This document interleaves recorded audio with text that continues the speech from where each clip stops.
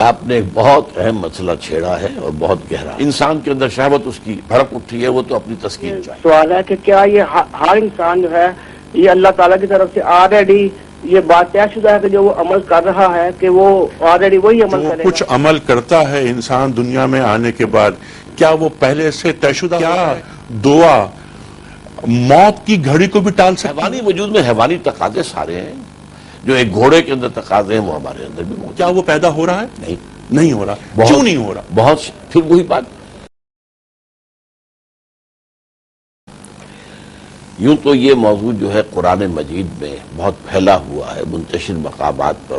وہ کون کون سی صفات ہیں جو اللہ چاہتا ہے کہ انسان میں پیدا ہو، اور جس مقام پر اللہ نے انسان کو تخلیق فرمایا، لقد خلقنا الانسان فی احسن تقویم. انسان جو ہے اگرچہ اس دنیا میں جو بھیجا گیا ہے تو اب اس کو کافی ہینڈی کیپس کے ساتھ بھیجا گیا ہے، کافی اس کے لیے رکاوٹیں راستے میں ہیں. اس کے امتحان کے لیے خلق الموت والحیات لیبلوکم ایکم احسن عملا. الزم ہستی سے تو ابرا ہے مانند حباب، اس یاں خانے میں تیرا امتحان ہے زندگی. تو ان امتحانات میں کس کس اعتبار سے کامیابی جو ہے اللہ کو پسند ہے. لیکن یہ ہے کہ ان مختصر ترین الفاظ میں یہ پورا مضمون سورۃ العصر میں موجود ہے. یہی وجہ ہے کہ امام شافعی رحمۃ اللہ علیہ اس سورہ مبارکہ کے بارے میں فرماتے ہیں کہ لو تدبر الناس هذه السورۃ لوسعتهم. اگر لوگ صرف اس ایک سورت پر تدبر کریں، غور کریں، اس کی گہرائیوں میں اتریں، قرآن میں ہو غوطہ زن اے برد مسلمان، تو یہ اس کے لیے کافی ہو جائے گی ہدایت کے لیے. ایک اور قول بھی ان سے منقول ہے، لو لم ينزل من القرآن سواها لکفت الناس. اگر قرآن میں سوائے سورۃ العصر کے اور کچھ نازل نہ ہوتا تو بھی لوگوں کے کافی ہوتے. اب اس سورۃ العصر میں جو 4 باتیں بیان کی گئی ہیں، لوازم نجات یا لوازم کامیابی، ان کو سب سے لوسٹ لیول پر ابھی مذہبی اور دینی اصطلاحات کو ایک طرف رکھتے ہوئے ہر انسان سے جو شے پہلے مطلوب ہے وہ یہ ہے کہ ہر معاملے کی حقیقت تک پہنچنے کی کوشش کریں. اگر کوئی معاملہ سامنے آیا ہے، کوئی مسئلہ سامنے آیا ہے، تو اپنی امکانی کوشش کرے کہ وہ حقیقت کو پالے. اس کے بعد اس کے کردار کا، اس کی شخصیت کی صحت کا ثبوت یہ ہوگا کہ جو حقیقت سامنے آئے اسے قبول کرے، اس پر عمل کرے. ایسا نہ ہو کہ حقیقت تو سامنے آ گئی لیکن پھر کسی مفاد پرستی کی وجہ سے یا کسی ضد کی وجہ سے، کسی ہٹ دھرمی کی وجہ سے، کسی تعصب کی وجہ سے، کسی تحزب کی وجہ سے اس کو انسان اختیار نہ کرے، اس پر عمل کرے.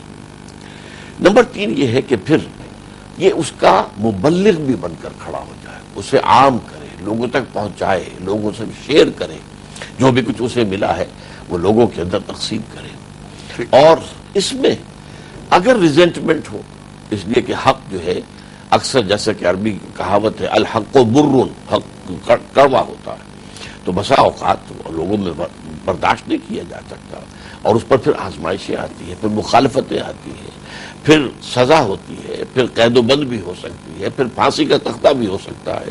تو اب ان تمام چیزوں میں صبر کا وہ سب ثبوت دے اور برداشت کرے اور جھیلے. یعنی ضبط کو ضابطہ بنا لے. ایک لائن میں یہ چاروں چیزیں چلی آ رہی ہیں. ٹھیک ہے. دوسری شے پہلی کا نتیجہ ہے، تیسری دوسری کا نتیجہ ہے، اگر صحیح ہے. اب اسی کو ہم لیتے ہیں اصطلاحات دینی میں. سب سے بڑا حق اس کائنات کا اللہ کی ذات ہے. ذالک بأن اللہ هو الحق. پہلے اللہ کا پہچاننا یہ ایک انسان مطلوب کے لیے پہلی شرط لازم ہو گئی. وہ جانے کہ یہ کائنات دائمی نہیں ہے، یہ ایک عارضی معاملہ ہے. اصل ہستی ہے ایک، جس نے اسے بنایا ہے وہ ہمیشہ ہے، ہمیشہ سے ہے، اور وہ ایک ہستی کامل ہے. یہ ایمان جو ہے پہلا قدم ہو جائے گا. گویا کہ اس کائنات کی حقیقت کو وہ جو کہا تھا غالب نے کہ جب کہ تجھ بھی نہیں کوئی موجود پھر یہ ہنگامہ ہے خدا کیا ہے، تو ہر سمجھنے والے آدمی کے سامنے اور جو بھی سوچ اور فکر کی منزلوں سے گزرتا ہے، سب سے پہلا سوال یہی آتا ہے یہ ہے کیا، یہ گورکھ دھندا کیا ہے، اس کی اصل لم کیا ہے، اس کی بنیاد کیا ہے. اچھا، اس کے بعد اگر وہ ایمان اس سے نصیب ہو گیا، معرفت نصیب ہو گئی، اللہ کو پہچان لیا، اس کو مان لیا، اب اس کے تقاضوں کو عملاً پورا کرنا اس پر لازم ہے. ورنہ یہ ایمان کا کفران ہو جائے گا کہ ایمان تو ملا لیکن اس کی نعمت کا جو ہے صحیح حق ادا نہیں کیا گیا. اس میں جو عمل صالح ہے یہ بھی بڑی جامع ہمگیر اصطلاح ہے. صالح سے مراد اصل میں کیا ہے؟ جس میں صلاحیت ہے پروان چڑھنے کی، صلاحیت سے بنا. تو اصل انسانی شخصیت کے ابھرنے کا اور وہی مقام جو جس پر اسے پیدا کیا گیا تھا، احسن تقویم ثم رددناہ اسفل سافلین، اب اس اسفل السافلین مقام سے دوبارہ چڑھائی کرانی ہے، جس کو سأرہقہ صعودا، میں اسے چڑھواؤں گا. یہ چڑھائی اگر کردار کی اور عمل کی، نیکیوں کی، صداقتوں کی، اس کے اندر اخلاقیات کا دائرہ بھی آئے گا، اس کے اندر جو خدمت خلق کا معاملہ آئے گا، اس میں عبادات کا معاملہ بھی آئے گا، اس میں معاملات کا معاملہ بھی آئے گا، ان تمام اعتبارات سے اس کا درست طرز عمل. نمبر 3، اگر ایمان واقعی ہے تو صرف یہ دکھانے کا معاملہ نہیں ہے، اور اگر عمل صالح حقیقی ہے، اس میں بھی کوئی بہروپیہ پن نہیں ہے، تو اس کا منطقی نتیجہ یہ ہے کہ ایسے شخص کی ذات سے وہ حق پھیلے گا، باہر جائے گا. آپ کو معلوم ہے کہ اگر آپ بھٹی کے سامنے بیٹھیں گے تو حرارت آپ تک آ جائے گی، آپ کو کوئی ایکسٹرا ایفرٹ اب نہیں کرنی ہے. اگر برف کی سیل کے پاس بیٹھے ہوں گے تو برودت آ جائے گی، اس کی ٹھنڈک پہنچ جائے گی. ٹھیک ہے، حق پھیلے گا اور حق کے نفاذ کا ذریعہ بن جائے گا یہ مرد مومن. اور ٹھیک، یہ تو ڈاکٹر صاحب بات ہوئی نا کہ ان کے ٹارگٹ کی، کہ یہ میں عرض یہ کرنا چاہ رہا تھا خصوصیات اس کے اندر کیا، قرآن کریم کیا ارشاد فرماتا ہے کہ ایک مرد مومن مطلوب وہ شخص جو اللہ اور اللہ کے رسول کو مطلوب ہے، ان میں کن خوبیوں، کن اوصاف کا ہونا ضروری ہے؟ دیکھیے، یہ جیسا کہ میں نے ابتدا میں عرض کیا تھا، یہ مضامین قرآن مجید میں مختلف مقامات پر آئے. مثلا یہ سورہ مومنون کے شروع میں 11 آیات کے اندر وہ اوصاف بیان کیے گئے.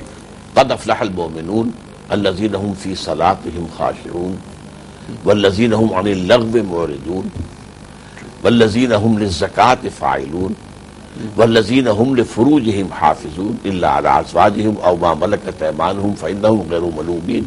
ٹھیک ہے. والذین هم لاماناتهم وعهدهم راعون والذین هم علی صلواتهم یحافظون اولئک فی جنات مکرمون. ٹھیک، تو یہ صفات جو ہیں، ٹھیک ہے. یہ قرآن. ڈاکٹر صاحب بات ہو رہی تھی دین کو مطلوب فرد کی. آپ سورہ مومنون کی 11 آیات آپ تلاوت فرمائیں جس میں کرداری نشانیاں ہیں. گفتگو رہے گی جاری آپ کی. لیکن اس میں جیسا کہ میں نے شروع میں عرض کیا تھا، یہ سورۃ العصر کی چاروں باتیں نہیں آئیں.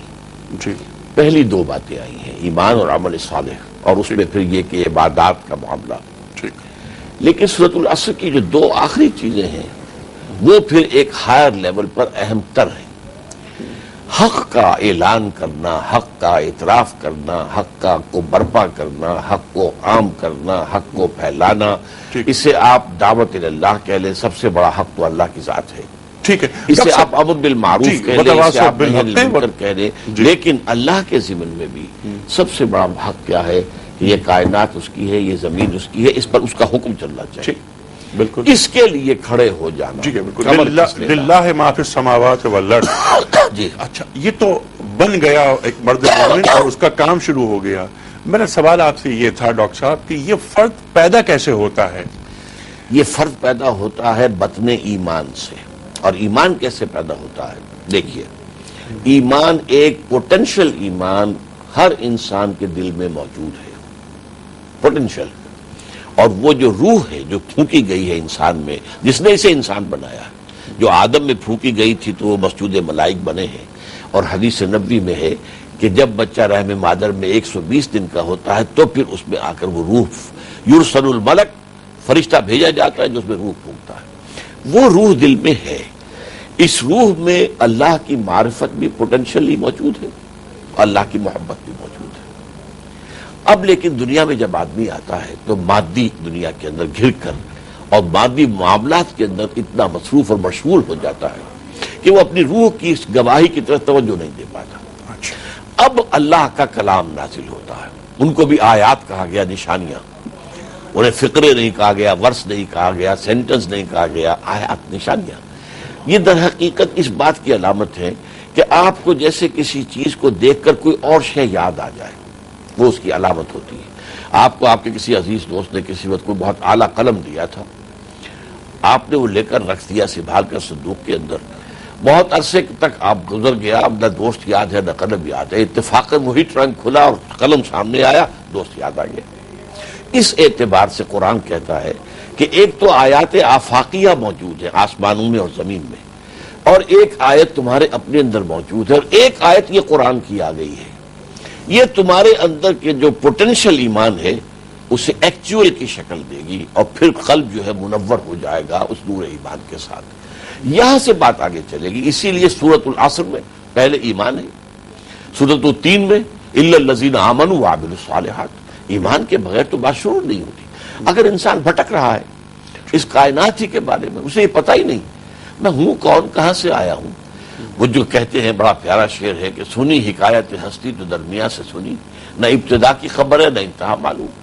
اور میں اس کی مثال دیا کرتا ہوں کہ اگر ریل میں سفر کر رہا ہو کہ انسان لاہور سے چلا ہے کراچی جانا ہے، اس کے حافظے میں ہے کراچی مجھے کہاں جانا ہے، کیا کام ہے، کیا، لیکن کسی وجہ سے کوئی ایکسیڈنٹ ہوتا ہے، کوئی ٹرنک اوپر سے گرتا ہے سر پر، میموری ہی لوزز ہز میموری، یادداشت ختم، اب وہ ہوا میں معلق ہے، میں ہوں کون، میں کہاں سے چلا تھا، میرا گھر کہاں ہے، میں جا کہاں رہا ہوں، میری منزل کیا ہے، میرا کام کیا ہے۔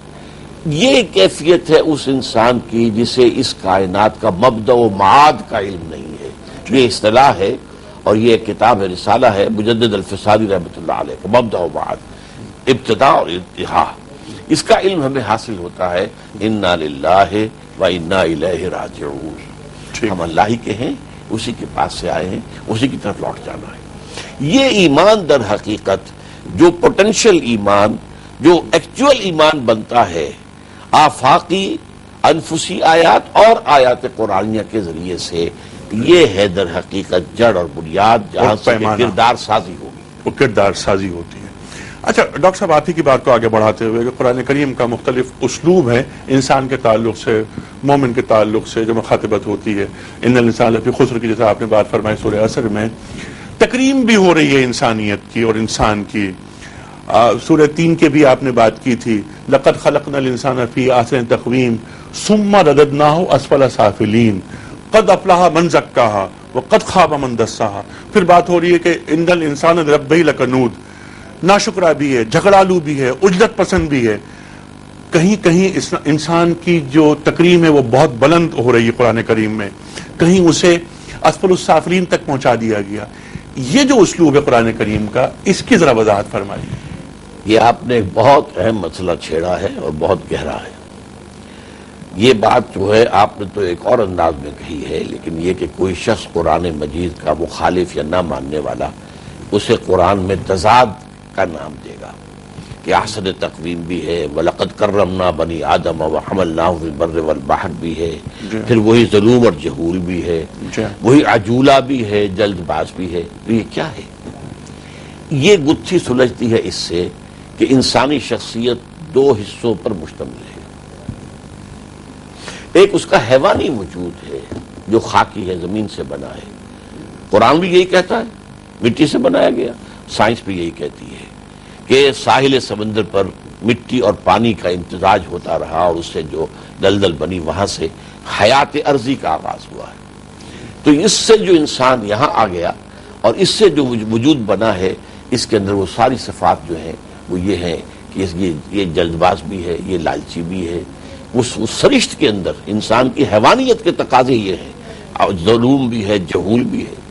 لیکن اس کا دوسرا پہلو ہے وہ روح، جس کا بھی میں نے ذکر کیا تھا، جس نے کہ مسجود ملائک بنایا، فَإِذَا سَوَّيْتُهُ وَنَفَخْتُ فِيهِ مِن رُوحِي فَقَعُوا لَهُ سَاجِدِينَ۔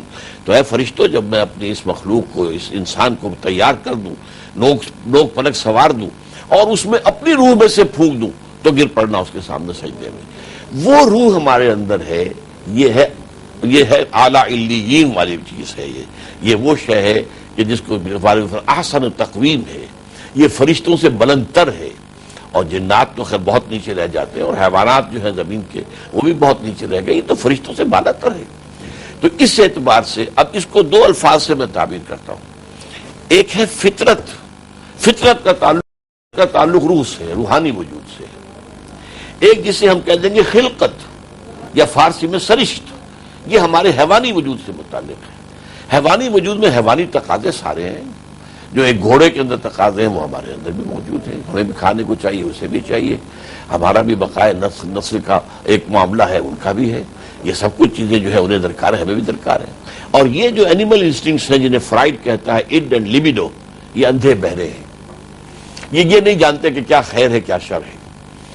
پیٹ میں بھوک لگی ہے, وہ تو چاہے گا کہ میرا ایندھن میرے اندر ڈالا جائے. مجھے غرض نہیں ہے کہ وہ حلال سے ہے یا حرام سے ہے, چیز جائز ہے ناجائز ہے.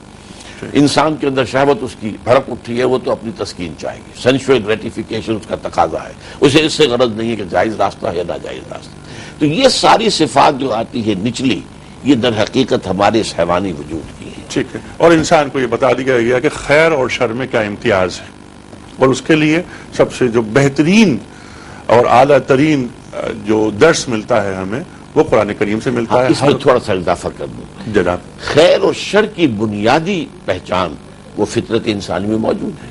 ٹھیک. یہ نہیں بتانے کی ضرورت انسان کو تھی, نہ تھی اور نہ آج ہے, کہ جھوٹ بولنا اچھا ہے, سچ بولنا جھوٹ بولنا برا ہے اور سچ بولنا اچھا ہے. Everybody knows it. جب کوئی جھوٹ بول رہا ہوتا ہے تب بھی دل کے اندر سے اسے خلش محسوس ہوتی ہے. مائی کانشنس از بائٹنگ. بالکل. شریعت نے آ کر جو چیز دی ہے وہ بہت بلند شے ہے. وہ خاص طور پر یہ ہے کہ انسانی جو علائق ہیں اس دنیا کے اندر رہتے ہوئے, معاشرتی زندگی ہے, معاشی زندگی ہے, سیاسی زندگی ہے, اس میں عدل و قسط کا مقام کہاں ہے؟ کیونکہ اس میں جو ہے ان بیلنسڈ ہو جانا, یا تو یہ ہے کہ عورت سوچے گی تو اپنی نفسیات کے اعتبار سے سوچے گی, اپنے مفاد کو دیکھے گی, اپنے جذبات کو دیکھے گی. وہ کوئی نظام بنائے گی تو ان چیزوں کا لحاظ رکھے گی. اور مرد بنائے گا تو ظاہر بات ہے کہ مرد تو عورت کی نفسیات اور احساسات سے تو واقف نہیں ہو سکتا, وہ اپنا نظام بنائے گا. سرمایہ دار چاہے گا میرا نظام ہو, اور مزدور چاہے گا کہ میرا نظام ہو. ایک جو عام پبلک ہے وہ چاہے گی ہماری مرضی چلے, اور حکمران ایک دفعہ جو اگر بیٹھ گیا ہے وہ چاہتا ہے میری مرضی چلے. یہ جو ہے اصل میں اس میں عدل, یہ صراط مستقیم. دیکھیے یہی میں ذرا اشارہ کر دوں, جو ام الکتاب ہے, ام القرآن, سورہ فاتحہ, اس میں جو شخص کھڑا ہوا اللہ کے سامنے کہہ رہا ہے وہ ایمان باللہ اور ایمان بالآخرت تک تو پہنچ چکا ہے. الحمدللہ رب العالمین الرحمن الرحیم مالک یوم الدین, اور یہ بھی مانتا ہے کہ اب میرے لیے صحیح راستہ تیری ہی بندگی ہے جو میں کروں گا, لیکن اس کے لیے مجھے تجھی سے مدد چاہیے. اب کہتا ہے اہدنا الصراط المستقیم, سیدھا راستہ. اب یہ کون سا صراط مستقیم ہے؟ یہ ہے وہ اصل میں عدالت اجتماعیہ, بیلنس کر دینا مردوں اور عورت کا. ایسا نہ ہو کہ عورت کو جو ہے وہ حیوان بنا کر رکھ دیا جائے, اور ایسا بھی نہ ہو کہ وہ کلوپٹرا بن کر ملکوں کی قسمت کو برباد کر تباہ و برباد کرے. لہذا درمیان میں کہاں مقام عدل ہے؟ یہ قرآن دیتا ہے. یہ قرآن دیتا ہے, اور وہ عدل, اس کا نام ہے شریعت. اس کا نام ہے شریعت.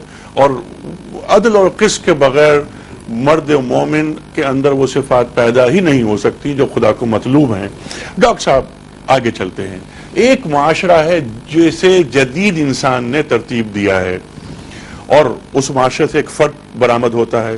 ایک معاشرہ دین کو مطلوب ہوتا ہے. دین اور مذہب جس آدمی کو تخلیق کرتے ہیں اس میں, اور جدید معاشرے نے جو فرد تخلیق اور تعمیر کیا ہے, ان کے مابین کیا فرق ہے؟ اصل میں یہ جدید معاشرہ یا جدید تہذیب جو اصل میں اپنی اوریجن کے اعتبار سے یورپین ہے, اب جو ہے وہ گلوبل ہے, تقریباً پوری دنیا میں پھیل چکی ہے. سوال میں نے یہ رکھا تھا آپ کے سامنے کہ ایک انسان دین کو مطلوب ہے, اور ایک انسان جو پیش کر رہا ہے مغرب کے انسان میں, اور دین جو پیدا کرتا ہے انسان, ان کے مابین بنیادی فرق کیا ہے؟ اس سے پہلے کہ میں آپ کے سوال کا جواب دوں, اجازت چاہتا ہوں, مجھ سے آیات کی تلاوت میں ایک غلطی ہو گئی تھی, وہ میں تصحیح کرنا چاہتا ہوں. اچھا. سورہ مومنون میں جو میں نے مقام پڑھا تھا, اس میں آخری جو مقام ہے وہ اولئک فی جنات مکرمون نہیں ہے, یہ سورہ معارج میں ہے. یہی اوصاف وہاں بھی آئے ہیں, اور وہاں خط ختم ہوا ہے اس پر کہ اولئک فی جنات مکرمون, لیکن سورہ مومنون میں ہے اولئک هم الوارثون الذین یرثون الفردوس هم فیہا خالدون. تو یہ تصحیح میں نے مناسب سمجھی. اب میں آپ کے سوال کے جواب دے رہا ہوں. یہ تہذیب جو کوئی 300-400 برس سے زیادہ پرانی نہیں ہے, پوسٹ رنائسنس یہ تحریک ہے اور تہذیب ہے جو ڈیولپ ہوئی, اور اس کے ڈیولپ ہونے میں وہاں پر بہت بڑا ہاتھ اسلام کا ہے. کارڈووا کی یونیورسٹیز اور گریناڈا کی یونیورسٹی ٹولیڈو کی یونیورسٹیز سے فرانس، جرمنی، اٹلی کے نوجوان آتے تھے، تعلیم حاصل کر کے جایا کرتے تھے، اور انہوں نے جا کر اپنے ہاں دو تحریکیں شروع کی، ایک ریفرمیشن آف ریلیجن اور ایک رینائسنس۔ اس وقت اصل میں بدقسمتی نوع انسانی کی کہ یورپ میں ایک ایسا مذہب مسلط تھا جس میں استبداد تھا پوپ کا، پوپ جو کہتے ہیں، یعنی مذہبی ڈکٹیٹرشپ اس سے بڑی کوئی نہیں ہو سکتی، اور پوپ جو ہے وہ تعلیم کے خلاف تھا، سائنس کے بھی خلاف اور فلسفے کے بھی خلاف۔ سائنس کی کتاب کہیں سے نکل آئی تو گھر جلا دیا جائے گا، اور فلسفے کی نکل آئی تو گھر جلا دیا جائے گا۔ اس ماحول میں ایک اینٹی ریلیجس سینٹیمنٹ عوام میں موجود تھا۔ اب جب وہاں پر علوم کا احیاء ہوا ہے اور خاص طور پر سائنس، فزیکل سائنسز میں ترقی ہوئی اور ٹیکنالوجی اس کی بنیاد پر بڑھتی چلی گئی، وہ ٹیکنالوجی آج وہاں پہنچ چکی ہے کہ علامہ اقبال کا ایک شعر اس کی صحیح عکاسی کرتا ہے کہ عروج آدم خاکی سے انجم سہمے جاتے ہیں کہ یہ ٹوٹا ہوا تارا بہے کامل نہ بن جائے۔ لیکن اس ٹیکنالوجی کے ساتھ وہ دوسری چیز جو مذہب کا ایلیمنٹ تھا وہ نہیں تھا، بلکہ اس سے ایک دوری تھی۔ اور یہاں میں عرض کروں گا تین چیزوں کے مقابلے میں تین چیزیں آ گئی تھیں کہ اصل توجہ یہاں سے ہٹ کر یہاں آ گئی، مثلا خدا اور کائنات۔ اچھا بھائی خدا ہوگا، کس نے دیکھا، کون دکھا سکتا ہے یا نہیں ہے، چلو، لیکن یہ کائنات تو ہے نا، اسے سمجھو، اسے پڑھو، اس کا مطالعہ کرو، اس پر غور کرو، اس میں مخفی جو قوتیں ہیں ان کو دریافت کرو، انہیں یوز کرو، انہیں ایکسپلائٹ کرو۔ اب یہ شفٹ آف ایمفیسس ہو گیا، ذات باری کے بجائے کائنات۔ اسی طرح آخرت، resurrection, the life after death, بھائی کیا پتہ ہے کہ نہیں، کون بتا سکتا ہے؟ کسی نے واپس آ کر تو خبر دی نہیں آج تک۔ ہو سکتا ہے، ہم یہ نہیں کہتے کہ نہیں ہو سکتا، ہو سکتا ہے، لیکن یہ زندگی تو ہے نا، اسے بناؤ، اسے سنوارو، اسے بہتر کرو، اپنے شہر اچھے بساؤ، صاف ستھرے رکھو، اپنا یہ معاملہ کرو۔ یہ شفٹ آف ایمفیسس ہو رہا ہے کہ اب یہ جو ہے بجائے اس آخرت کے دنیا فوکس۔ اور تیسرا، جی، روح کسے کہتے ہیں؟ کسی بلا کا نام ہے بھی کہ نہیں ہے، پتہ نہیں ہے کہ نہیں ہے، نہ وہ پہ آئے، نہ تول میں آئے، نہ دیکھنے میں آئے، یہ جسم تو ہے نا، ساری کیئر اس کی کرو۔ تو اس تہذیب میں یہ 3 ورسز 3 کا معاملہ ہو کر اس میں پھر جو ایمانیات اور اللہ پر یقین، آخرت کا یقین وہ گھٹتا رہا۔ ڈاکٹر صاحب ایک کال لے لیتے ہیں، اس پر پھر بات چلے گی یہیں سے جہاں کٹ رہی ہے۔ السلام علیکم۔ السلام علیکم جی وعلیکم السلام۔ ڈاکٹر صاحب آپ کو بھی السلام علیکم۔ وعلیکم السلام ورحمۃ اللہ۔ ڈاکٹر صاحب میرا ایک سوال ہے، مدثر بول رہا ہوں میں لاہور سے۔ میرا سوال یہ ہے کہ سورہ بقرہ کی آیت نمبر ہے 148، اس میں آتا ہے وَلِكُلٍّ وِجْهَةٌ هُوَ مُوَلِّيهَا، اور سورہ مائدہ میں آتا ہے لِكُلٍّ جَعَلْنَا مِنْكُمْ شِرْعَةً وَمِنْهَاجًا، اور سورہ بنی اسرائیل کی آیت ہے کل کلٌ یعمل علی شاکلتہ۔ ان تینوں آیات کی روشنی میں میرا یہ سوال ہے کہ کیا یہ ہر انسان جو ہے یہ اللہ تعالیٰ کی طرف سے آلریڈی یہ بات طے شدہ ہے کہ جو وہ عمل کر رہا ہے کہ وہ آلریڈی وہی عمل کرے گا؟ ان تینوں آیات کی روشنی میں تھوڑی سی ذرا تفصیل سے بتا دیں۔ جی ڈاکٹر اصل میں تو آپ نے 3 بہت مشکل فلسفے کے مشکل سوالات جمع کر دیے ہیں۔ پہلی بات جو ہے آج جو آپ نے پڑھی ہے اس کا مفاد یہ ہے کہ ہر شخص کا کچھ نہ کچھ مقصد ہوتا ہے جس کی طرف وہ چل رہا ہوتا ہے۔ اب فیصلہ یہ کرنا ہوتا ہے مقصد اعلیٰ ہے یا ادنا ہے۔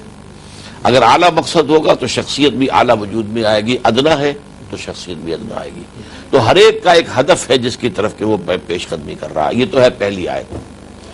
دوسری آیت وہ جو شاکلت ہی ہے کہ ہر انسان کا اس دنیا میں جب وہ آتا ہے تو اس کی ایک جو ہے ساخت جو ہے اس کے وجود کی اندرونی طے ہو جاتی ہے، جس کو کہ ہمارے ہاں کہتے ہیں پیٹرن۔ اگر آپ نے جو ہے کوئی دھات ڈھالنی ہے تو پہلے اس کے لیے آپ سانچہ بناتے ہیں، اس میں ڈلتی ہے۔ تو اللہ تعالیٰ نے ہر انسان کو ایک پیٹرن دے کر بھیجا ہے، ایک اس کے جینز ہیں اس کے اندر، اور ایک جو ہے ماحول جس میں کہ وہ پرورش پاتا ہے، پڑھتا ہے۔ ان دونوں سے مل کر ایک پیٹرن بنتا ہے۔ انسان کو جو آزادی ہے عمل کی وہ اس کے اندر اندر ہے۔ تو اللہ جانتا ہے کہ کس کے پاس کتنی آزادی تھی اور اس نے اس کا صحیح استعمال کیا یا نہیں کیا، اسی کے حساب سے جزا و سزا ہو جائے گی۔ ٹھیک ہے۔ نہیں، ایک سوال ان کا یہ بھی تھا کہ جو کچھ عمل کرتا ہے انسان دنیا میں آنے کے بعد، کیا وہ پہلے سے طے شدہ ہوتا ہے دنیا میں اس کے آنے سے قبل ہی یہ بات طے ہو چکی؟ جی نہیں، اصل میں جس کو ہم تقدیر کہہ دیتے ہیں وہ اصل میں کیا ہے؟ وہ اللہ کا پری نالج ہے، پری ڈٹرمینیشن نہیں ہے، جبر نہیں ہے۔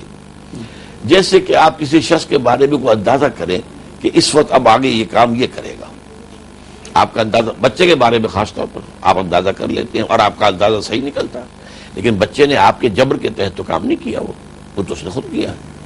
اسی طرح جو کچھ ہونے والا ہے اس کائنات میں اس سب کا علم جو پری نالج اللہ کے پاس ہے، لیکن اس نے آپ کو مجبور نہیں کیا ہے، آپ کو آزادی دی ہے، اما شاکرم و اما کفورا، چاہو تو شکر گزار بندے بن کر رہو اور چاہے تو کفران نعمت اختیار کرو۔ بالکل ٹھیک ہے۔ اچھا، یہاں پر تقدیر کے حوالے سے آپ نے بات کی ڈاکٹر صاحب، ایک سوال ذہن میں یہ آتا ہے، ایک تو ہے تقدیر مطلق اور دوسری تقدیر مبرم۔ تقدیر مبرم ہی کو مطلق کہتے ہیں، دوسری ہے تقدیر معلق۔ تقدیر معلق، جی جی، تقدیر معلق اور تقدیر مبرم مطلق ایک ہی ہے۔ ٹھیک، تو اس کے مابین کیا فرق ہے؟ یعنی اللہ تعالیٰ نے خود ہی ایک چوائس اس کے اندر رکھ دیا ہے کہ اس معاملے کے اندر اس نے یہ کرنا ہے، لیکن اگر یہ کرے گا، دعا مانگے گا، تو اس کی میں صورتحال کو بدل دوں گا، یہ بھی اس کے نالج میں ہے۔ جی، اور دعا تقدیر بدل دیتی ہے، اس تقدیر کو بدل دیتی ہے، معلق کو، مبرم کو نہیں۔ ٹھیک ہے۔ اچھا، ایک سوال یہ بھی آیا تھا ہمارے پاس کہ کیا دعا موت کی گھڑی کو بھی ٹال سکتی ہے؟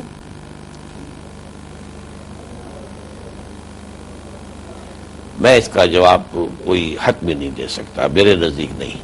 اچھا ٹھیک ہے۔ وہ اجل مسمى ہے جو بھی آیا ہے دنیا میں، اچھا، اسی وقت جو چند چیزیں جو طے ہو کر دی جاتی ہیں ان میں سے یہ بھی ہے۔ ٹھیک ہے۔ اچھا ڈاکٹر صاحب، پھر آ جاتے ہیں اپنے اسی موضوع کی طرف۔ ایک انسان پیدا کر رہا ہے مغرب، ایک انسان پیدا کر رہا ہے دین، کرنا چاہتا ہے اور وہ پیدا کرتا ہے، خواہش ہے اس کی اور ہدف یہی ہے۔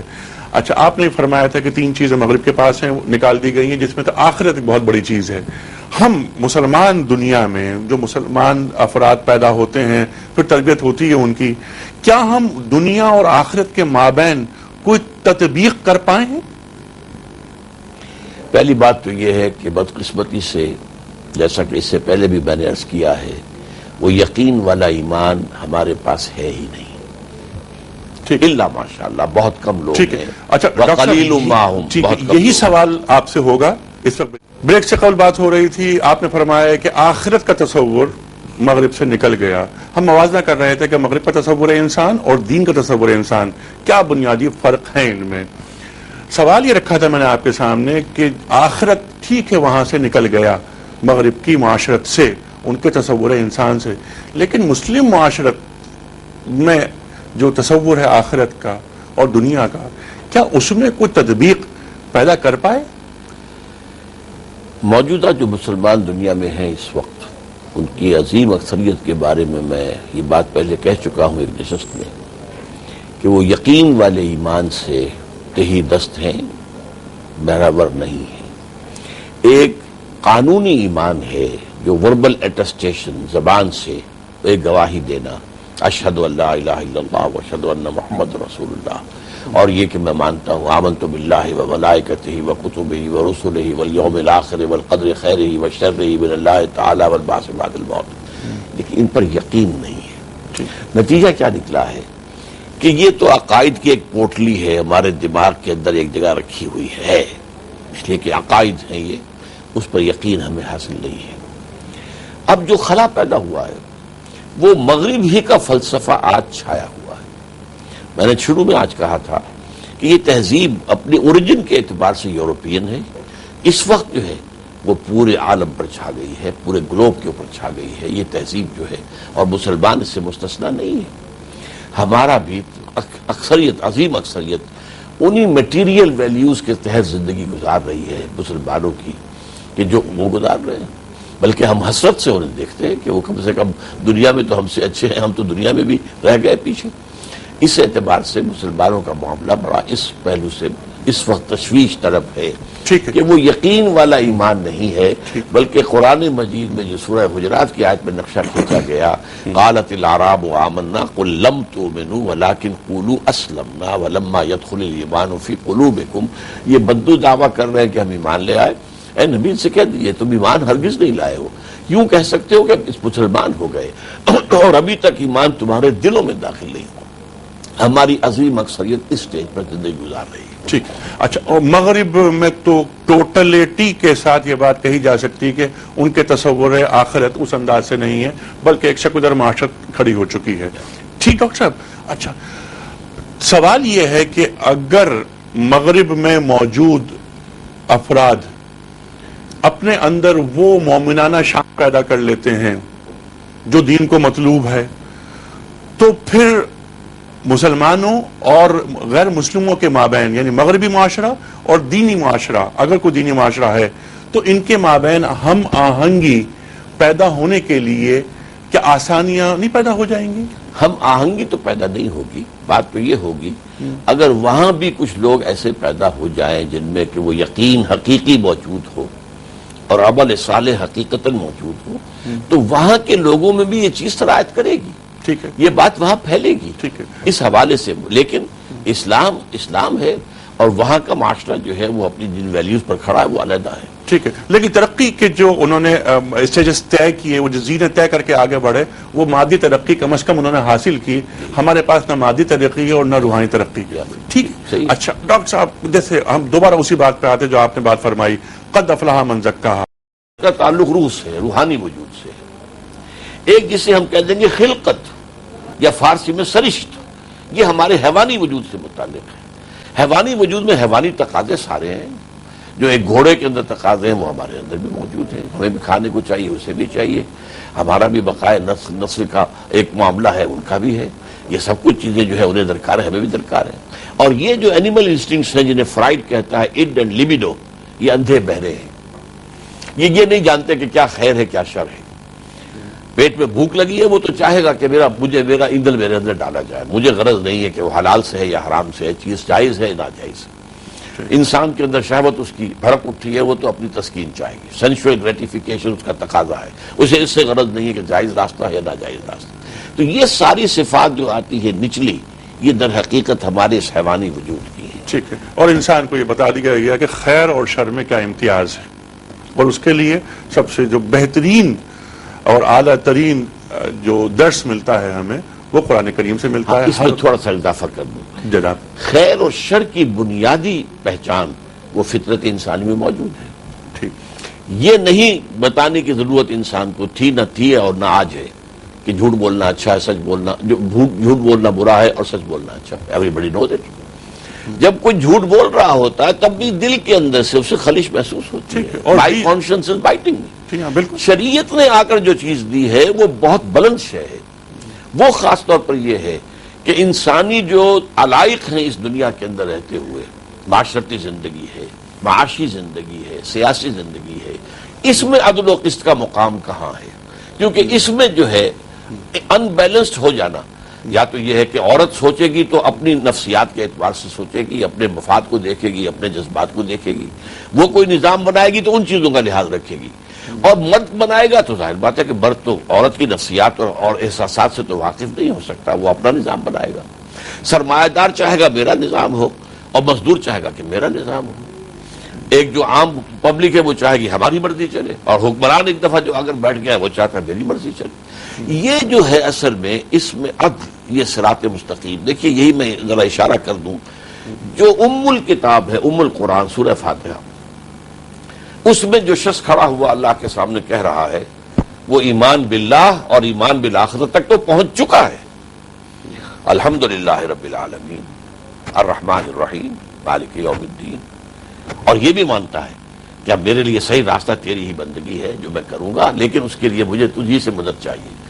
اب کہتا اہدنا الصراط المستقیم، سیدھا راستہ. اب یہ کون سا صراط مستقیم ہے؟ یہ ہے وہ اصل میں عدالت اجتماعیہ، بیلنس کر دینا. مردوں اور عورت کا ایسا نہ ہو کہ عورت کو جو ہے وہ حیوان بنا کر رکھ دیا جائے، اور ایسا بھی نہ ہو کہ وہ کلوپٹرا بن کر ملکوں کی قسمت کو برباد کر تباہ و برباد کرے. لہذا درمیان میں کہاں مقام عدل ہے؟ یہ قرآن دیتا ہے. یہ قرآن دیتا ہے، اور وہ عدل، اس کا نام ہے شریعت. اس کا نام ہے شریعت. اور عدل اور قسط کے بغیر مرد و مومن کے اندر وہ صفات پیدا ہی نہیں ہو سکتی جو خدا کو مطلوب ہیں. ڈاکٹر صاحب آگے چلتے ہیں.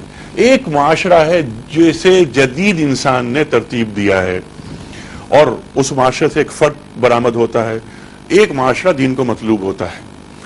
دین اور مذہب جس آدمی کو تخلیق کرتے ہیں اس میں اور جدید معاشرے نے جو فرق تخلیق اور تعمیر کیا ہے ان کے مابین کیا فرق ہے؟ اصل میں یہ جدید معاشرہ یا جدید تہذیب جو اصل میں اپنی اوریجن کے اعتبار سے یورپین ہے، جی اب جو ہے وہ گلوبل ہے، تقریباً پوری دنیا میں پھیل چکی ہے۔ ٹھیک، یہ تہذیب ایک ایسے ماحول میں پروان چڑھی تھی۔ ڈاکٹر صاحب بات یہیں سے شروع کریں گے ہم، اس وقت ہمیں جانا ہے بریک کے جانب۔ خواتین و حضرات ایک چھوٹے سے بریک کے بعد آ رہے ہیں۔ ویلکم بیک خواتین و حضرات، آغاز رمضان اسپیشل میں خوش آمدید، تشریف فرمائے محترم ڈاکٹر اسرار احمد صاحب، جن سے آپ بات کر سکتے ہیں بدریہ ٹیلی 5221-730 اور 0900-2799۔ ڈاکٹر صاحب بریک پہ جانے سے قبل بات یہ ہو رہی تھی، سوال میں نے یہ رکھا تھا آپ کے سامنے کہ ایک انسان دین کو مطلوب ہے اور ایک انسان جو پیش کر رہا ہے مغرب کے انسان میں اور دین جو پیدا کرتا ہے انسان، ان کے مابین بنیادی فرق کیا ہے؟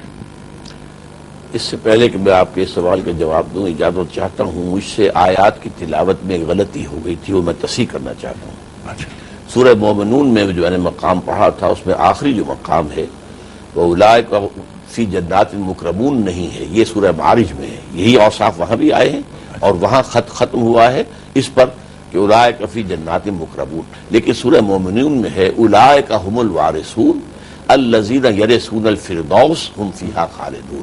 تو یہ تصحیح میں نے مناسب سمجھی۔ اب میں آپ کے سوال کا جواب دے رہا ہوں۔ یہ تہذیب جو کوئی 300-400 برس سے زیادہ پرانی نہیں ہے، پوسٹ رینائسنس یہ تحریک ہے اور تہذیب ہے جو ڈیولپ ہوئی، اور اس کے ڈیولپ ہونے میں وہاں پر بہت بڑا ہاتھ اسلام کا ہے۔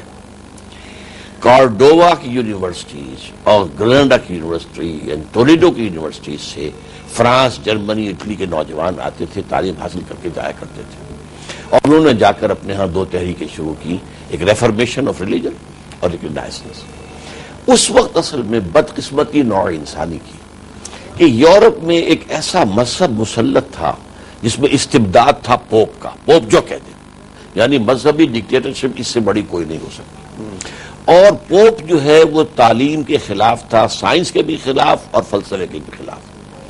سائنس کی کتاب کہیں سے نکل آئی تو گھر جلا دیا جائے گا، اور فلسفے کی نکل آئی تو گھر جلا دیا جائے گا۔ اس ماحول میں ایک اینٹی ریلیجس سینٹیمنٹ عوام میں موجود تھا۔ اب جب وہاں پر علوم کا احیاء ہوا ہے اور خاص طور پر سائنس، فزیکل سائنسز میں ترقی ہوئی اور ٹیکنالوجی اس کی بنیاد پر بڑھتی چلی گئی، وہ ٹیکنالوجی آج وہاں پہنچ چکی ہے کہ علامہ اقبال کا ایک شعر اس کی صحیح عکاسی کرتا ہے کہ عروج آدم خاکی سے انجم سہمے جاتے ہیں کہ یہ ٹوٹا ہوا تارا مہ کامل نہ بن جائے۔ لیکن اس ٹیکنالوجی کے ساتھ وہ دوسری چیز جو مذہب کا ایلیمنٹ تھا وہ نہیں تھا، بلکہ اس سے ایک دوری تھی۔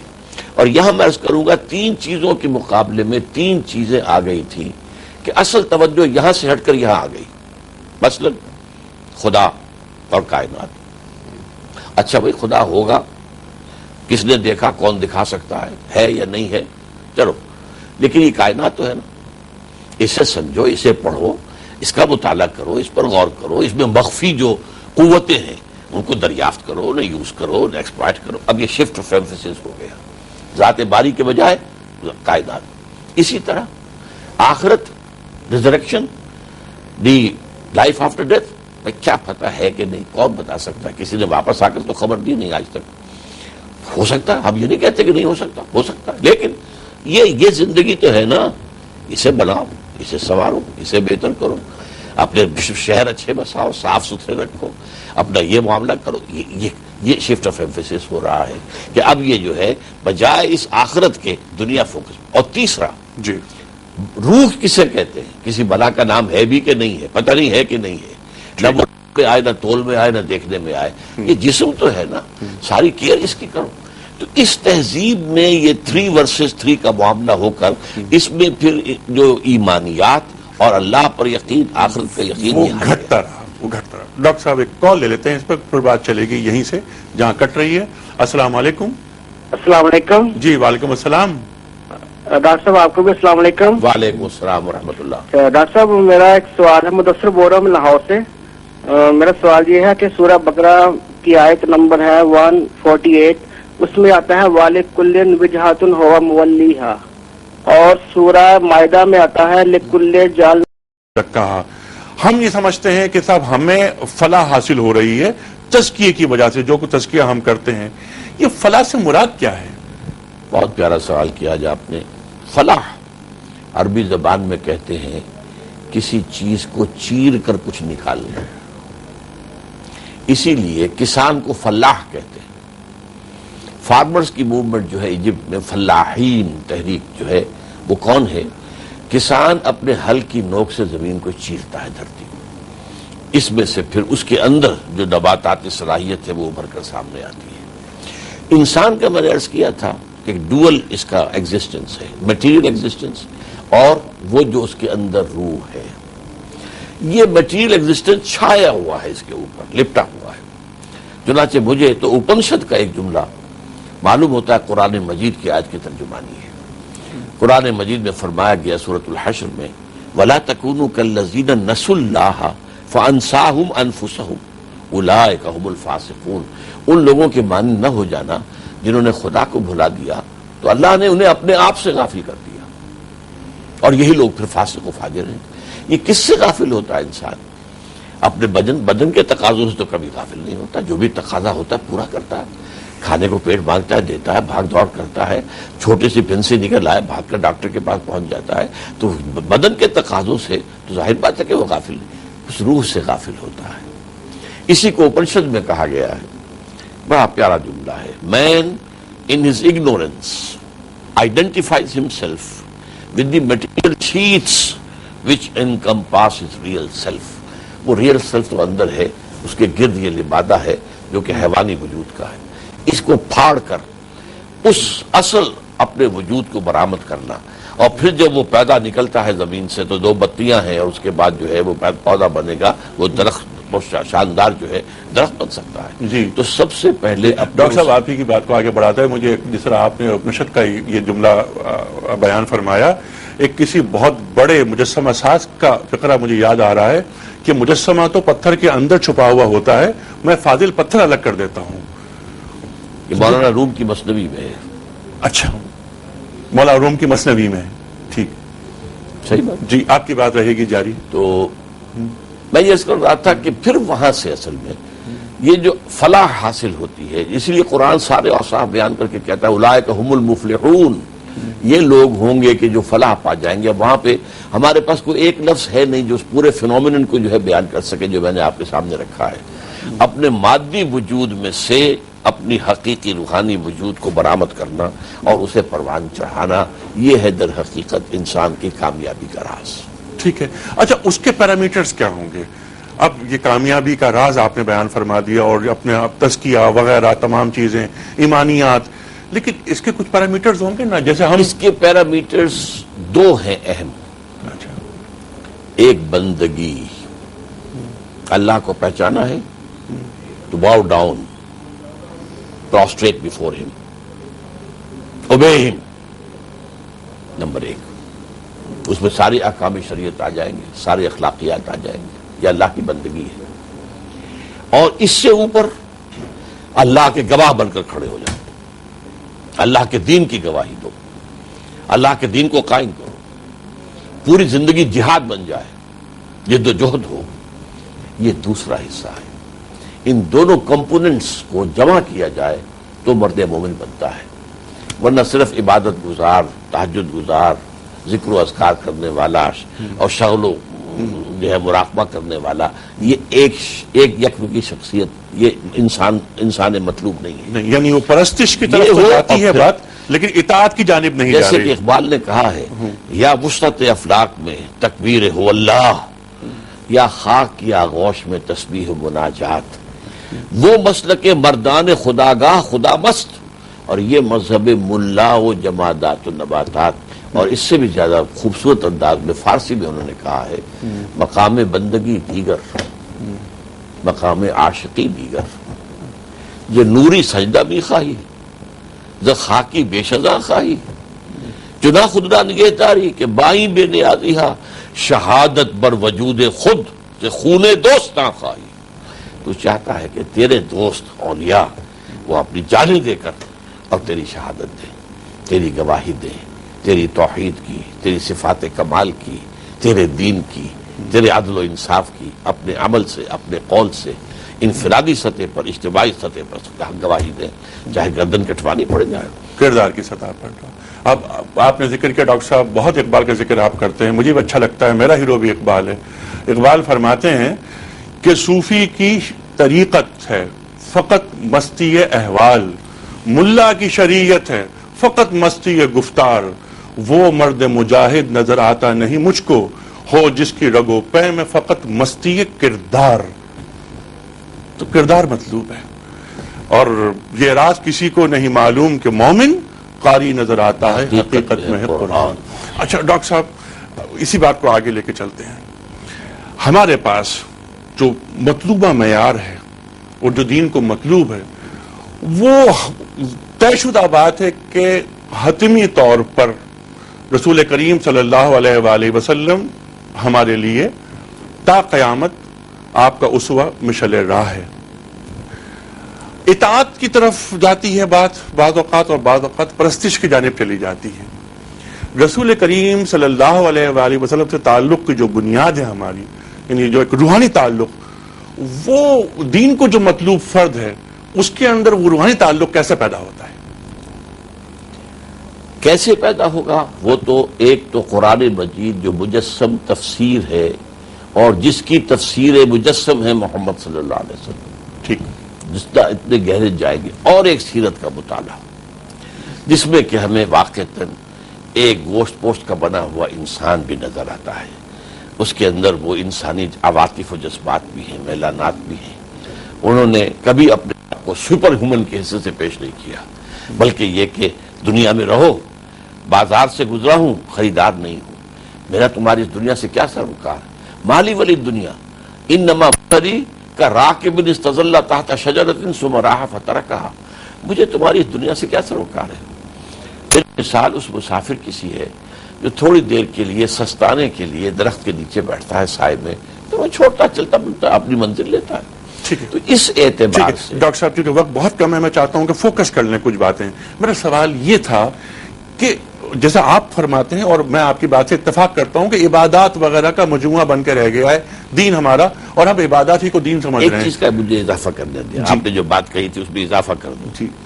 میں نے کہا پورے قرآن کی تفسیر مجسم حضور ہے، چنانچہ سورۃ العصر کی تفسیر مجسم بھی حضور ہے۔ اب دیکھیے سبحان اللہ، آپ جب اس عمر کو پہنچے ہیں، پھر غور و فکر کا مادہ پیدا ہوا۔ میں نے کہا تھا کہ انسان کا پہلا تقاضا جو ہے وہ کیا ہے؟ سوچئے میں کون ہوں، کہاں سے آیا ہوں، یہ دنیا کیا ہے، کیا ہو رہا ہے، یہ زیادتیاں ہو رہی ہیں، ظلم ہو رہا ہے، کلا ان الانسان لیطغی، اس کا کوئی حل ہے کہ نہیں؟ تو کیا ہوا تھا حضور پر صلی اللہ علیہ وسلم جب 40 برس کی عمر شریف ہوئی ہے، اور یہ نفسیاتی میچورٹی کی عمر ہے، ادھرو قرآن، فلما بلغ اشدہ وبلغ 40 سنۃ، تو حبب الیہ الخلا، اب خلوت گزینی ہے، غور و فکر۔ اور غار حرا میں جا کر کیا عبادت کرتے تھے؟ ظاہر بات ہے کہ ابھی اسلام میں ابھی وہی تو آئی نہیں، نماز سے تو آپ واقف نہیں، آپ کو عیسائی اور یہودی تو تھے نہیں کہ ان کے طریقے عبادت پر۔ تو کانا صفت و تعبدہ فی غار حرا، تحنس کیا تھا؟ وہ تھا التفکر والاعتبار۔ سارے فلسفیانہ سفر کو اللہ تعالیٰ نے طے کرایا ہے محمد رسول اللہ صلی اللہ علیہ وسلم سے اس غار کے اندر، ٹھیک، اس کے بعد پھر وہ ایمان کی کھڑکی کھلی ہے۔ ٹھیک ہے ڈاکٹر صاحب، بجا فرمایا آپ نے۔ میرا سوال سمپل سا یہ تھا کہ ہمارے لیے، ہر مسلمان کے لیے رسول کریم صلی اللہ علیہ وآلہ وسلم کی ذات اقدس آپ کا اسوہ حتمی، واحد اور مطلق معیار ہے، یہ طے شدہ بات ہے۔ ہم نے عبادات جو آپ کا تھیسس ہے، جس کو میں نے کہا تھا میں آپ سے اتفاق کرتا ہوں، ہم نے عبادات کی حد تک دین کو محدود کر دیا ہے۔ رسول کریم صلی اللہ علیہ وآلہ وسلم سے ہمارا جو روحانی تعلق مسلمان کا پیدا ہونا چاہیے تھا، کیا وہ پیدا ہو رہا ہے؟ نہیں ہو رہا۔ کیوں نہیں ہو رہا؟ پھر وہی بات، ایمان نہیں ہے۔ ایک ہی بات ہے، یقین والا ایمان ہوگا تو یہ سارے ثمرات ہوں گے، یہ شجرہ طیبہ کے ثمرات ہیں۔ جب وہ تعلق پیدا نہیں ہو رہا تو پھر وہ فرد جو اللہ کو اور اللہ کے رسول کو، قرآن کریم کو مطلوب ہے، وہ کیسے پیدا ہو؟ وہ اسی تعلق کے پیدا ہونے سے کہ اگر وہ قرآن مجید میں غور کرے گا، سوچ بچار کرے گا، اپنے اندر کی جو گواہیاں ہیں ان کو توجہ سے سنے گا، دیکھے گا، تو پھر وہ اللہ پر ایمان لائے گا، پھر وہ فرد واحد بنے گا، پھر وہ فرد واحد سے بڑھ کر معاشرہ بنے گا۔ اصل بات جو حضور صلی اللہ علیہ وسلم کی ہے کہ وہ تواصی بالحق و تواصی بالصبر. آپ نے پھر صرف یہ نہیں ہے کہ جو ہے آپ خود اپنی زندگی جو ہے اخلاق کی سنوار کر اور بیٹھ رہے ہو، بلکہ آپ نے ایک معاشرہ سنوارا ہے، ایک دنیا کو نظام دیا ہے، اور فرد، معاشرہ اور ریاست تینوں میں یکسانیت پیدا کر کے دکھا دیا. پیٹ پر پتھر بھی باندھنے کا ڈاکٹر مرحلہ صاحب آیا ہے. اس وقت ہمیں جانا ہے بریک کی جانب. خواتین حضرات آتے ہیں بریک کے بعد، گفتگو رہے گی جاری.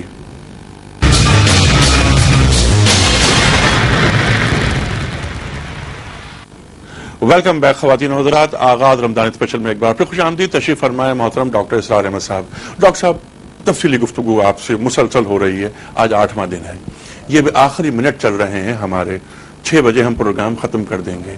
آپ یہ فرمائیے کہ اس وقت پورے عالم اسلام کو بڑے بڑے موٹے موٹے کیا کام کرنے چاہیے جس سے ان کا اعتماد بحال ہو؟ سب سے پہلا کام میرے نزدیک ایک ہی کام ہے جس کے 2 مراحل ہیں، 2 سٹیجز ہیں. پہلا کام یہ ہے کہ قرآن کے ذریعے سے، اس کی روشنی کے ذریعے سے نور ایمان کو پھیلایا جائے. اور جیسے اقبال نے لیکچرز دیے تھے، reconstruction of religious thought in Islam, revival of ایمان تھرو قرآن، یہ کام ہے سب سے پہلے کرنے کا. اس لیے کہ سارے امراض کا علاج یہ بے یقینی ہے. وہ یقین کی کیفیت اگر ہوگی تو مسئلہ آگے بڑھے گا، اور اس کے لیے ذریعہ قرآن مجید ہے. ٹھیک ہے، بنیادی بات قرآن سے جڑ جانا. اچھا، ہمارا جو زوال، جو ہم نے 6-8 روز پہلے بات شروع کی تھی کہ زوال کے اسباب، آج ہم یہاں تک پہنچے. ہمارا تہذیبی زوال بھی ہے جس سے ہم گزر رہے ہیں، ہمارا اخلاقی زوال بھی ہے جس سے ہم گزر رہے ہیں، معاشی زوال، عسکری زوال، علمی زوال، فکری زوال. کون سا زوال ہے جس سے ہم آشنا نہیں ہوئے؟ ان سے نکلنے کا قرآن کریم سے تمسک کے بعد کام، لائے عمل، طریقہ کار، موڈس آپرینڈی کیا ہوگا؟ دیکھیے، پہلے سوال کا میں ابھی جواب دے رہا تھا. میں نے کہا تھا کہ یہ 2 سٹیجز ہیں. اچھا، ایک بیان ہوئی. ٹھیک. دوسری سٹیج کیا ہے؟ ٹھیک. جن لوگوں میں یہ ایمان یقین والا پیدا ہو جائے، انہیں آرگنائز کر کے ایک حزب اللہ کی شکل دے کر اور اس نظام کو دنیا میں قائم کرنے کی جد و جہد کے جو محمد رسول اللہ لے کر آئے تھے صلی اللہ علیہ وسلم، ٹھیک، یہ 2 کام ہے کرنے کے. ٹھیک. باقی سارے کا اصل میں جو میں نے آیت کئی دفعہ پڑھی ہے ان مجالس میں، قالت الاعراب آمنا والی، اس سے اگلی آیت پتہ ہے کیا ہے؟ اچھا، آپ نے کہہ دیا ہم تو صرف مسلمان ہیں، مومن نہیں ہیں. ہمیں بتایا جائے مومن کون ہوتا ہے. We want to be acknowledged as مومن. اس کا جواب اگلی آیت میں ہے، انما المؤمنون الذین آمنوا باللہ ورسولہ ثم لم یرتابوا. مومن تو صرف وہ ہیں، کلمہ حصر ہے یہ، انما مومن صرف وہ ہیں جو ایمان لائے اللہ پر، اس کے رسول پر، پھر شک میں ہرگز نہیں پڑے، یقین والا ایمان. وجاہدوا باموالہم وانفسہم فی سبیل اللہ. اور دوسری شے کیا؟ اور پھر انہوں نے جہاد کیا اپنی جانوں اور مالوں کے ساتھ اللہ کی راہ.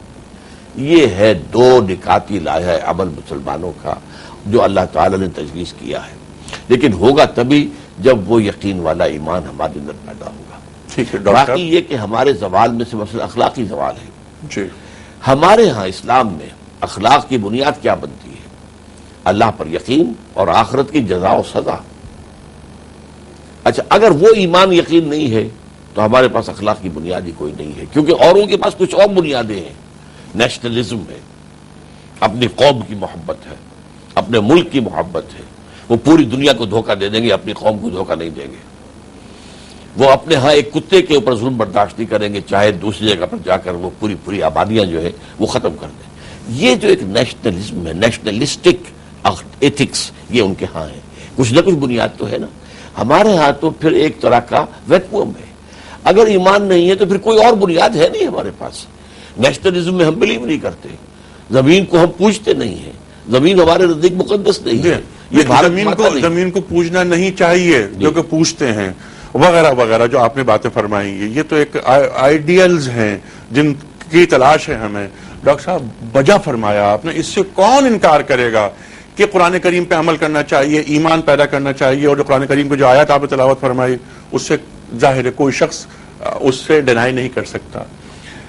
عالم اسباب، طریقہ کار، وہ کیا ہو؟ وہ طریقہ تو جو بھی دنیا کے اندر جو مادی وسائل ہیں انہیں ہم استعمال کریں گے. مثلا قرآن کریم ارشاد فرماتا ہے کہ اعدوا لہم ما استطعتم. طریقہ کار کیا ہوگا؟ طریقہ کار تو یہ ہے جدید سائنس ہے وہ بھی پڑھیے، ٹیکنالوجی پڑھیے، اور آج بھی میں کہہ دوں ہمارے ہاں کمی نہیں ہے. ہمارا سائنسدان آج خدمت کر رہا ہے امریکہ کی، بے شمار سائنسدان وہاں پر موجود ہیں، اعلیٰ سے اعلیٰ دماغ کے لوگ وہ وہاں ہیں. وہیں سے ایک دماغ آیا تھا جس کے ذریعے سے یہاں پہ ایٹم بم بن گئے. لیکن یہ نہیں ہے کہ ہمارے ہاں بالکل اس کا میدان خالی پڑا ہوا ہے. آپ کے میں مسلمان پڑھ رہے ہیں، یونیورسٹیز ہیں، وہاں جاتے ہیں، پڑھتے ہیں. اصل میں جو ہمارا جو ہے زندگی میں رخ معین نہیں رہا، بالکل وہ رخ معین کرے گا ایمان. ٹھیک ہے، اگر وہ ایمان ہے تو وہ تو ڈاکٹر صاحب بات طے ہے ایمان. یعنی اب جو آگے آپ نے بات فرمائی کہ علم کا حصول، ٹیکنالوجی کا حصول یہ ہونا چاہیے، یہ دنیا کو تسخیر کرنے کی سمت ایک سفر کا نام ہے.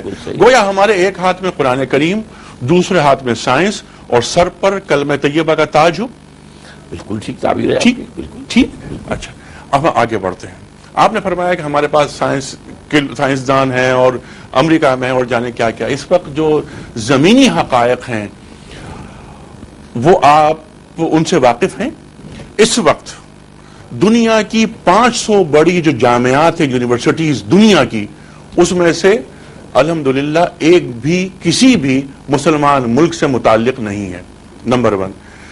کرسچن ویسٹ، کرسچن ورلڈ 40% لوگ جاتے ہیں کہاں تک تعلیم حاصل کرتے ہیں؟ یونیورسٹی لیول تک. مسلمان دنیا میں صرف 2% لوگ جاتے ہیں. ہمارے پاس کہاں ہے علم؟ ہمارے پاس اچھا چلیے اس پر ہم تبرہ نہیں بھیجتے، جو کچھ ہوا سو ہوا. اب ہمیں کیا کرنا ہے؟ کیا دنیا کے اہم مسلمان ممالک میں ایکسپرٹ کالونیز بنانی چاہیے کہ مثلا اکنامکس کی تعلیم ایک ملک میں دی جائے، مثلا نیوکلیئر ٹیکنالوجی تعلیم ایک ملک میں دی جائے؟ ایک ملک میں نہیں، سب ملکوں میں نہیں. ایکسپرٹ کالونیز، جب فرض کیجئے کہ ملیشیا میں اکنامسٹ، پورے عالم اسلام کے اکنامسٹ وہاں پر جو 50,000 1 لاکھ وہاں پر کوئی 50-100 برس تک تعلیم حاصل کریں. اس طرح ڈیفرنٹ جو علم ہیں ان کو دین کا خادم بنائے. اس پر ڈاکٹر صاحب میں آپ سے تفصیلی بات چاہوں گا، لیکن اس وقت ہمیں جانا ہے ایک بریک کی. صاحب سوال میں نے آپ کی خدمت میں پیش کیا تھا، میں اسے ریپیٹ نہیں کروں گا، وقت بہت محدود ہے. ایکسپرٹ کالونیز دنیا بھر کے مسلمان ممالک میں. جی آپ کا خیال تو بہت عمدہ ہے، لیکن یہ قابل عمل صرف اس شکل میں ہو سکتا تھا کہ عالم اسلام کا کوئی مرکزی نظام ہوتا جہاں سے یہ ایلوکیشنز کی جاتی کہ فلاں ملک میں فلاں علم کو موضوع بنا کر اور وہاں پر اس کی ایکسپرٹ کالونی ہو، یونیورسٹیز ہوں. ایسا بالفعل تو ہے نہیں. تو اب تو ایک ہی قابل عمل شکل ہے. ہم جو بھی ہیں جہاں بھی ہیں کوشش کریں کہ جملہ علوم جو ہیں وہ جس کو معقول اور منقول کہتے ہیں، سوشل سائنسز ہوں، فزیکل سائنسز ہوں، دینی علوم ہوں، ان سب کے لیے ہمارے ہاں جو ہے کوشش ہو کہ زیادہ سے زیادہ پروموٹ کیا جائے اور انٹلیکچوئلز کو اٹریکٹ کیا جائے اور ان کو اس کام کے اندر لگایا جائے. ٹھیک ہے. اور خاص طور پر جو مسلم ممالک، وہ مسلم ممالک جن کا تعلق اہل ثروت سے ہے، جو یعنی مالدار ممالک ہیں، ان پہ ذمہ داری زیادہ یہ عائد ہوتی ہے کہ وہ غریب مسلم ممالک میں تعلیم کی شرح میں اضافے کے لیے اپنا کام سر انجام دیں. صحیح، ٹھیک ہے نا؟ اس ذمہ داری کو محسوس کرنا چاہیے. ڈاکٹر صاحب اس پروگرام کا آخری سوال آپ کی خدمت میں پیش کرتا ہوں.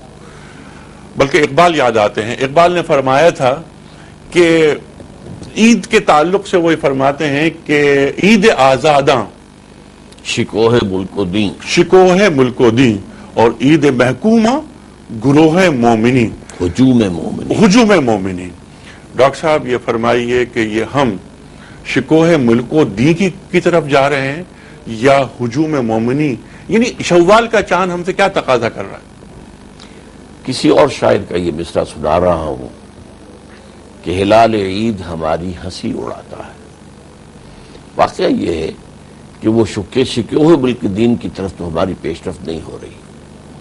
ہم تو ایک ریورس گیئر لگا کر جو ہے مزید تنزل کی طرف جا رہے ہیں. خاص طور پر ہمارا ملک پاکستان، اس کے حالات جو ہے تو اللہ تعالیٰ سے خاص بس دعا کی کرنی چاہیے. ٹھیک ہے. اور توبہ اور رجوع اور انابت اللہ کا جو ہے بالکل آوازہ بلند کرنا چاہیے، ورنہ اس وقت صورتحال جو ہے ہماری. اے خاصا اے خاصان رسول، وقت دعا ہے امت پہ تیری آ کے عجب وقت پڑا ہے. 100 سال پہلے حالی نے یہ مطلع لکھا تھا. وقت گزرتا جا رہا ہے لیکن حالات تبدیل نہیں ہو رہے ہمارے. وہ دلاور فگار صاحب کا مصرع یاد آتا ہے کہ حالات حاضرہ کو کئی سال ہو گئے. اچھا ڈاکٹر صاحب آپ کا بہت شکریہ.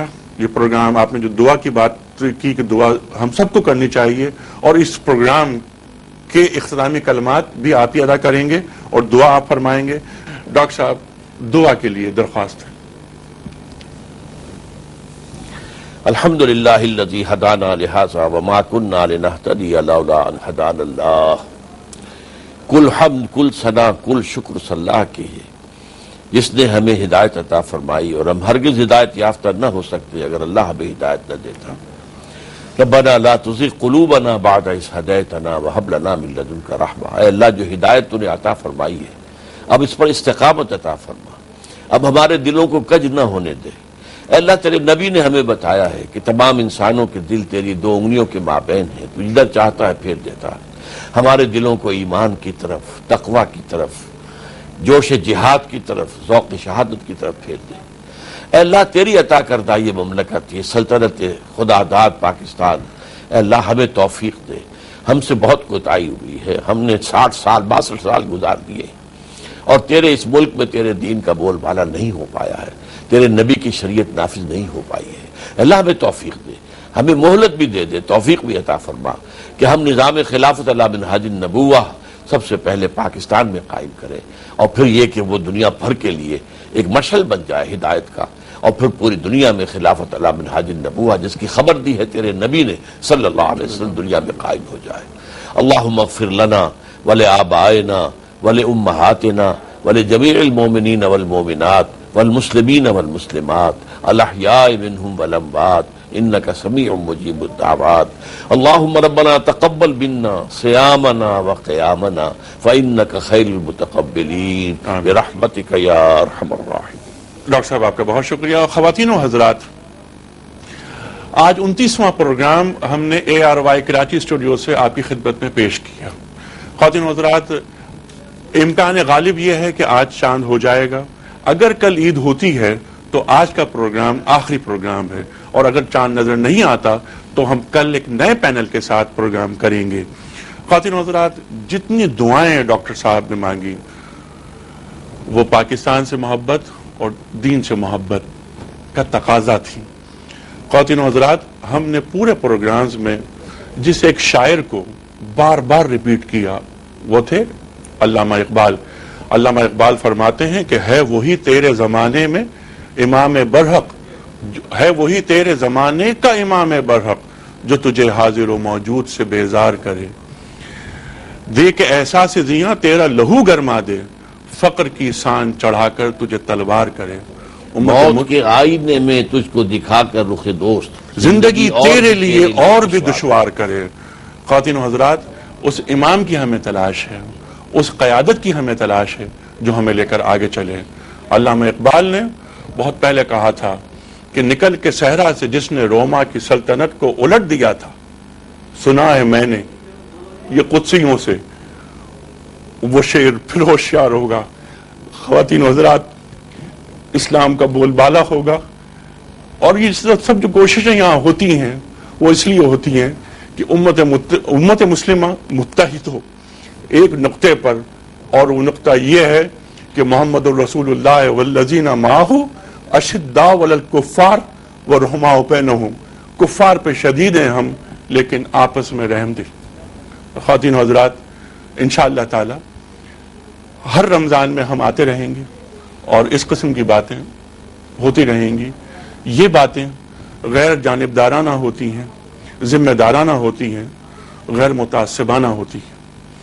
خواتین و حضرات، اس پورے پروگرام کو سجانے میں سب سے زیادہ اہم کردار جس شخصیت نے ادا کیا ان کا نام ہے سلمان اقبال.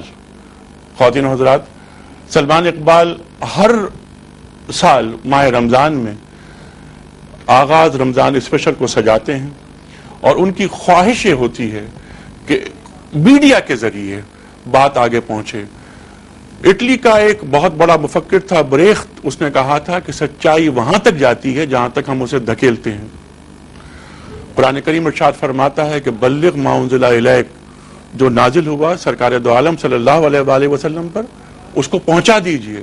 خواتین و حضرات، ڈاکٹر اسرار احمد صاحب اور آپ جیسے لوگ یہاں تشریف لاتے ہیں اور اللہ کے رسول اور قرآن کریم میں دیے گئے اصولوں کو بیان کرتے ہیں. خواتین و حضرات، ہمارے پروگرام میں اسی انداز میں لوگ آتے رہیں گے انشاءاللہ. آئندہ بھی اپنے میزبان انیق احمد کو اجازت دیجیے. خدا حافظ.